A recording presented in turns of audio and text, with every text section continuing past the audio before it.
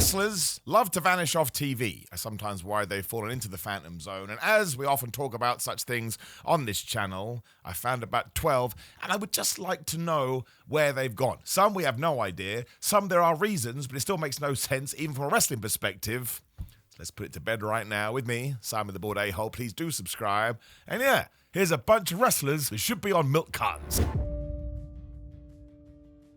Now I'll start with the big two, because usually you should leave this to the end, but I'm going to throw them in right away. CM Punk and AJ Lee. Now you'll be going, fine, when they haven't vanished from television, and you are correct, but they did win their match at WrestlePalooza, stupidest name of all time, and then nobody has made a peep, right? So this probably ties into a bugbear that I have about professional wrestling in 2025. And actually, WWE used to be really good at this even in 2024. So I don't know why they've stopped. But people wouldn't just leave television. You would get the commentators talking about them, or you just get some magical explanation. Now, I think Punk is doing some movie work. It makes all the sense in the world that AJ Lee would come, make a big storm, and then go away again, because then you can recapture the magic on round two. But they literally won at WrestlePalooza, and nobody has talked about them again. Seth Rollins went straight into a feud with Cody Rhodes. Becky Lynch is just walking around punching Maxine Dupree and Tozawa in the face. It's just so strange. You think that Becky Lynch would bring it up. You think that Seth Rollins would bring it up, especially because he lost to CM Punk once again, which is going to drive him wild. But instead, someone just went, meh, it's Night of Champions. You should probably be focused on that instead. Not Night of Champions, Crown Jewel. And we just shifted gears. It's not a big deal. The world is going to continue to turn. This makes me a massive nerd and a massive geek, but I just think, given how big stars they are, and given how massive AJ Lee's return was, you probably shouldn't just say nothing. Like, if you started watching wrestling TV last week, right now, you'd have no idea who CM Punk and AJ Lee were. And in that sense, they have totally vanished, or from that person's perspective, didn't even exist to begin with. It's like if a tree falls in a wood, does it make a sound? Well, if you started watching wrestling TV or WWE programming when CM Punk and AJ Lee weren't there, did they even exist to begin with? Play the X-Files music. Now, the next one I actually think makes way more sense, and it's the War Raiders. They come and go like nobody's business, and they have no direction whatsoever. Like, they were going after the New Day recently, and then they went away again. Then they were challenging for the Tag Team Championships, and then they went away again. There's another team on here that is going to tie in as well. I think this is more related to the issue with the Raw Tag Team Championships, which also don't exist. In fact, I've missed a joke there, and I've ruined it now. It should have been number 7 of the Raw Tag Team Championships. They have vanished from TV. Sometimes JD McDonough and Finn Balor come out wearing them, and nobody will reference it. It is so damn weird. If you watch my content, you know I think we should unify the men's tag team championships. Let them go to NXT, let them go to Raw, let them go to SmackDown. All the good teams are on the blue brand anyway, but the New Day are great, and look, JD and Finn are great, and the War Raiders are great. There is all awesome teams, but if you're not going to be able to build anything around them, right now you can't even have the War Raiders challenge for those belts. It would be boring. There's another team on here that I'm going to say the same thing for as well. And like, what are even the War Raiders' intentions right now? We understand they're Vikings and they're desperate to, I don't know, pillage. That's what Vikings used to do. Can I say that? I'm not sure. I mean that in a humorous way. I'll probably get cut out. Who the hell knows? But it's just so strange that they have no consistency. And again, it comes down to the tag team division, because we don't even know who the number one contenders were. If Eric Ivar did come back, even I would be a hypocrite. I'd facepalm like, no, we've already done this. So it just needs a big old revamp. But yeah, in terms of people, again, let's take wrestling on as the legitimate thing. Sometimes they come to work. Sometimes they don't come to work. As far as I know, Anna Pierce just forgets to book them. And we'll throw in the other one right now as well, the Creeds and Ivy Nile. When Chad Gable left, which does make sense, he was injured and WWE made that very clear, so a salute to them. He told Ivy Nile, win a championship. He told the Creeds, win the titles. The Creeds went after the championships and fail. I don't think Ivy Nile has done anything. And in fact, Ivy Nile has now featured in both my videos like this, because hopefully I remember to put a card up. She was also in the Why Did We Unpush Her list, which she was being sort of kind of pushed when Chad Gable was there. She was like the pit bull, and she was like, man, small, but I'm going to whoop your ass. And now she can't do anything. And listen, Becky Lynch right now is looking for opponents. I think Ivy Nile would be great at that. I mean, it's a heel thing, but you can have a little bit of fun with that should you so choose. Something like the Intercontinental title can be defended more on TV than pay-per-view if you're going to hold your world championships up to sort of the PLE standard. And as for, I mean, Julius Creed and Brutus Creed, at one point Julius was sort of painted as the next big single star. I don't even know how you would get to there at that point. I mean, I don't want them to break up. I presume WWE has just gone, listen, we're going to bring you back to TV when Chad Gable is going to get back. That is not the narrative that we were told. We were told they were given instructions. They were given instructions and told to do something, and they haven't done anything. It's the same old deal. If you'd only just started watching WWE television, you would need them being reintroduced when you do see them again. If they're on Raw this week, you're going to be looking around and go, who? What? Why? I don't understand. I'm going to throw a more obvious one in here as well. This has been talked about for ages, but I just like him, and I've wrestled him, and it was the most fun I've ever had, or one of the most times I've ever had, in a professional wrestling ring. The Danhausen story in AEW/Ring of Honor is totally bizarre. Now, some people say that, the more comedy side is not what Tony Khan is into. I don't know how true that is or that not is. I'm just looking at this purely from a story point of view. He came in on that ladder, I think with Adam Cole, got that amazing pop, had some really fun times, and then he reappeared at the big Ring of Honor show, Battle on, I can't remember what it's called now, Battle Club Honor 9. The big one they did at the start of the year. Was it that long ago? Well, whenever it was, maybe on WrestleMania weekend. And from then, we haven't seen him since. I know he's on the independent scene. He's obviously at a lot of conventions. He's still massively over, still making all his money, still doing his vlog, still being Danhausen. But it's really, really strange what has happened there. I would imagine there is more to the story that we do not know. And actually, I can't even offer you much speculation because I just have no clue. But when I was making this list, and I wanted to make sure I looked in WWE and AEW because they are the big two mainstream companies over in the West, I was like, yeah, I don't know where he is. He may have fallen down a well. This one made me chuckle as well because technically they are on the show, or we think we are. But Tyler Bate and Pete Dunne made their big return in the UK, Tyler Bate especially, and then we didn't see them again. Now, actually, this was very nice because I do believe that Pete Dunne had a child, so all congratulations to him, and WW gave him time off. That is one of the most wonderful things that has happened as wrestling has evolved into 2025. But it's still bizarre once again from a story point of view. They came back. I think they lost that match, maybe. I don't know if that's true. Maybe they won. It's irrelevant. But once again, we never saw them since. But of course, if we are talking about El Grande Americano, they could be, I can't remember, Rio and Bravo. Is that what the other ones are called? Or Ruas, something like that. But they could be the number 2, number 3 El Grande Americano that keep coming to the ring. I am 99% sure that Pete Dunne is one of them. And then my brain hazard a guess, well, if it's going to be Pete Dunne, why wouldn't you use Tyler Bate? You've got to do something with him. And that's just absolutely bizarre. Like, eventually they will be unmasked. And are we going to change them to be somebody else? Are they like, what's the word I'm even looking for? You won't remember the Black Scorpion in WCW. It was a 1990 angle. But when, I think it was Ole Anderson came up with that character, he didn't know who the end result was going to be. So lots of people would play the Black Scorpion until it's quite clearly Ric Flair. Now, I think they does look like Pete Dunne and Tyler Bate. I would kind of argue that not maybe 100%, you could kind of get away with it. I'm pulling at straws there. But my point is, when they do unmask, is it going to be to other random people that are kind of a similar stature to Tyler Bate and Pete Dunne, and then they come back in another way? And also, we just talked about the tag team division. Oh my gosh, Tyler Bate and Pete Dunne would be perfect for Raw right now as brand new challenges if they could get some wins. But yeah, in terms of those names that we've just thrown out there, they do not exist. Camille is another one on the AEW side. We don't need to talk about this for long as well. Do you remember when she was Mercedes Moné's henchman or henchwoman? You probably don't, because it doesn't even feel like it happened in this lifetime. So much has gone down since then, but we haven't seen her since. I don't know. Maybe she fell out with Tony Khan. Maybe she didn't. I don't like to fall into that speculation. That's the only thing I could find when I typed it on the internet. He also said that she may come back at one point. She filmed a movie, so that was cool. There's nothing else I can tell. There should be a missing persons report on Camille. Not on the person that plays her. I can't remember what her real name is. But in terms of Camille, the wrestler, there should be a detective on Dynamite every single week saying, listen, we're really concerned because nobody actually knows where she is.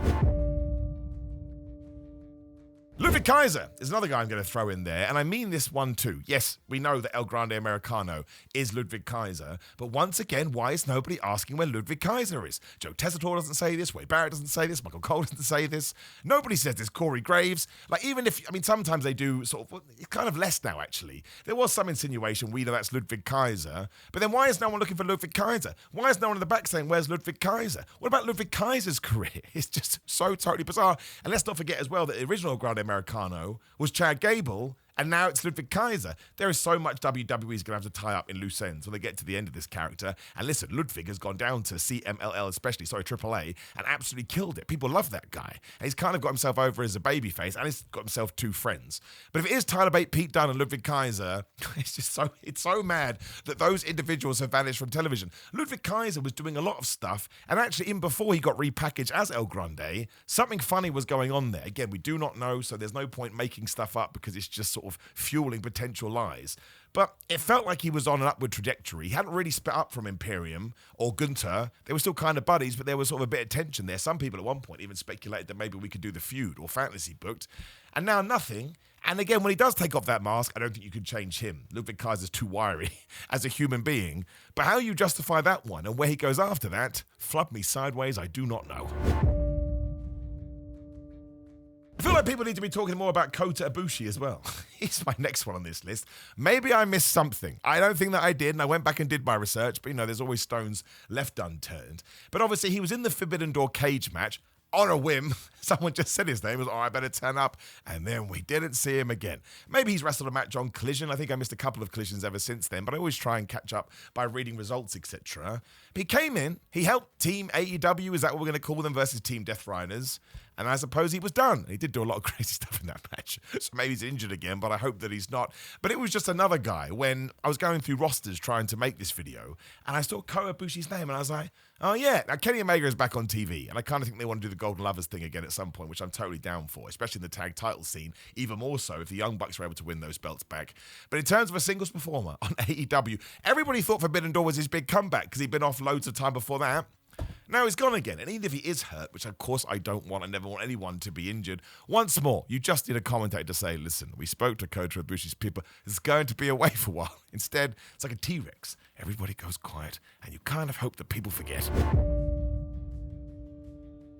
The next one, I really do feel like people should talk about because it's happened a lot in 2025, and that is the comings and goings of Sheamus. He must be so mad at Roman Reigns. Roman Reigns has a similar schedule, but when he comes back, it's like, oh my gosh, it's Roman Reigns. Sheamus just turned out backstage, and oh man, I want to fight Rusev. But Rusev beat him at Clash in Paris, I think it was, which is like back in August. I'm filming this in early October.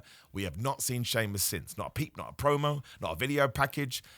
Listen, I'm not saying that he has to be on television at all. Maybe less is more works for him, given that he is sort of in his late 40s and his style is super, super duper, well, stiff and hard, which is what he likes. He's talked about that. But it's just so strange that he lost to Rusev. I don't even think they mentioned Sheamus when it was Rusev versus Dominic Mysterio for the IC title. Now, Sheamus to me is an absolute underrated legend. I don't think people give him the credit he deserves. But to come and go at such a pace, but literally be on one show and then not even mention another one, it really is strange. Just to go back to what we said earlier, I don't think it's something that WWE was doing in 2023. There'd be a write-off angle, there'd be a story, there'd be a video, just something to keep it alive. Happened to the Wyatt Six recently, but of course they're back on TV. One day they just weren't there. Then I think it turned out Bo Dallas was injured. It's just something that I think all companies could do better with. Like, we're having a bit of a... Like, I'm sort of mucking around with it here, but there is way more, there's more nuance, I suppose, that could be had. And both companies have done this in the past, which is why it stands out more than ever. Like 2022, 2024, WWE just sort of especially had all that depth, and you kind of know where all the characters were and then when they were going to come back. As for Sheamus, I have no flubbing idea. Britt Baker is one you have to throw in these lists as well. Now, I mean, you can dive down a rabbit hole with all of this. Tony Khan has mentioned it and said she'll come back to TV whenever she comes back to TV. Britt Baker has tweeted out insinuating that's not the case, but we do not know. But of course, she came back after that long injury, which was terrible, and she had the match with Mercedes Moné at All in 2024, I think it was. I think that's correct. I could be wrong. And then really a week later, she had that very strange scenario with Serena Deeb, who actually could also be in this list. Has she been on Collision? I don't think so. Banned from Collision. But yeah, that very strange thing when she came out, Britt Baker was like, I don't care, nobody cares about this, which was an odd way to sell a feud. Apparently, she wasn't meant to do that. Again, we do not know. I'm just going with the narrative. And then, yes, it feels like she has fallen out with the company. That would be if you put a gun to my head. Again, I have no information, no news, no nothing. But if you were, I'll use my same analogy. If you were watching the company a year ago and you're watching it now, you probably would every now and then stare off into the distance and ponder where Britt Baker was, especially because she was an AEW OG. And they were in Philadelphia recently, of course, for all those shows. We had the 6th anniversary, which you think maybe she would have been a part of, but I don't even think she was in the video. I'm not sure if she's still in the intro package. I would imagine not. You would probably re-edit that. It's going to be an interesting one. Not sure when her contract is up. Does she come back to TV? Does she go to WWE? Just don't know. But as of now, it is persona non grata. I don't think anybody actually has a clue. Where is is Santos Escobar too, right? What happened to Santos Escobar? I know he does a few things with AAA, but what the hell was his group called? I can't even remember. I forgot his damn group name. I'm terrible. We'll just call them Santos.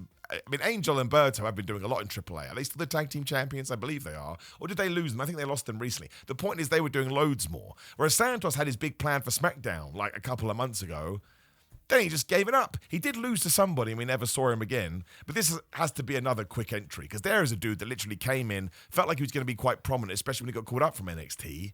And I hate to say this once again, I'm just guessing, it did kind of feel like WWE gave up on him. And I do believe he did a post recently saying, it's a bit cryptic on social media, something change is coming or I'm going to do something big. Wouldn't surprise me if he does not necessarily get released soon. I just think there could be some news with Santos. We'll wait and see. We do need it because like I'm telling you right now, he's vanished. I'm going to end with Tala Tonga as well, or Tala I'm the Tall One Tonga. I really want to throw all the BFTs in there, the BFTs, the MFTs in there. Listen, I'm recording this the day that SmackDown goes live, October the 3rd. Given that Solo Sikoa has been doing his, oh my gosh, I love you, Tangaloa, oh my gosh, I love you, JC Mateo, I would imagine that tonight is, oh my gosh, I love you, Tala, you're the tallest Tonga. But what a strange debut. Like, everybody else that has debuted via the Bloodline has actually done pretty well. I would say JC Mateo was the first one that raised your eyebrow. And Tala Tonga, I mean, I don't even think he had a singles match. Was he in a tag team match? He probably was. But really, really strange. And the fact they're sort of resetting Solo and Friends right now is even more crazy. Giving up on the US title. So is Jacob for 2. You know, he's now going after Drew McIntyre, which actually a level up for him. So I think you can kind of justify that. But all of these guys did just drop off television. Now they're reintroducing them. But Tala Tonga is the one that stands out for me the most because WWE had him for over a year, didn't do anything. Obviously, he made his debut, helped Solo Sikoa retain his US championship. Now I don't flumming know.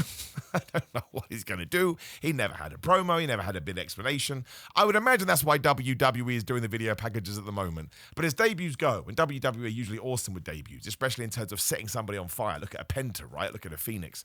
I mean, look at, you know, Tangaloa and Tama Tonga when they ran in. Tama Tonga's fine. We know he's injured. I hope he's doing okay. And I hope he's back soon. But yes, we really already, after a few months, probably need to present Tala in a different way. I think we will. I think it's going to be okay. I think he has the height, especially to get over in WWE. But when I was making this list, that dude is right up there. Essentially came in, helped Solo, and then stood there and did absolutely nothing.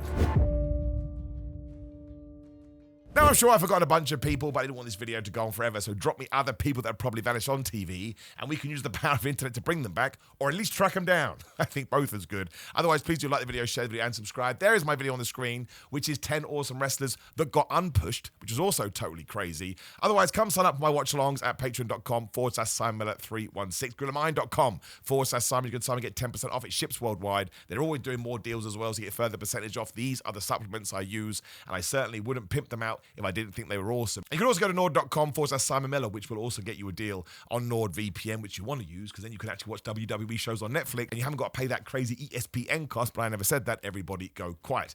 Otherwise, social media, Simon316, Simon Miller on TikTok and Cameo, and it's bigcartel.com. and prowrestlingtees.com/Simon Miller. I'm forgetting things because I'm losing my voice again. 3 times I've lost it this week. You think I should probably rest, right? Not going to happen because content never sleeps. Why did I become a content creator? Because it's great. A lot of mixed messages. See you soon.